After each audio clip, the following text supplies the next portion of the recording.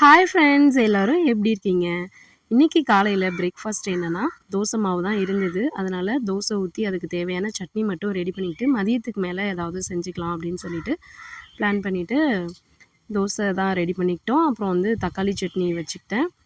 தக்காளி சட்னி எப்படி வச்சேன்னா, பூண்டு, இஞ்சி, பச்சை மிளகாய், வெங்காயம், தக்காளி அது எல்லாத்தையும் வந்து வதக்கிட்டு ஃபைனலாக கொஞ்சமாக கொத்தமல்லியும் புதினாவும் இருந்தது. அதையும் இது கூடயே மிக்ஸ் பண்ணி வதக்கி பேஸ்ட் பண்ணி எடுத்துக்கிட்டு தாளிதம் பண்ணேன். நல்லா டேஸ்டியாக சூப்பராக இருக்கும் இந்த சட்னி. கண்டிப்பாக ட்ரை பண்ணி பாருங்கள். எனக்கு ரொம்ப பிடிக்கும். இட்லி, தோசை இது எல்லாத்துக்கும் வந்து நல்லா அந்த புதினா, கொத்தமல்லி ஃப்ளேவர்லாம் கலந்து சூப்பராக நல்லாயிருக்கும்.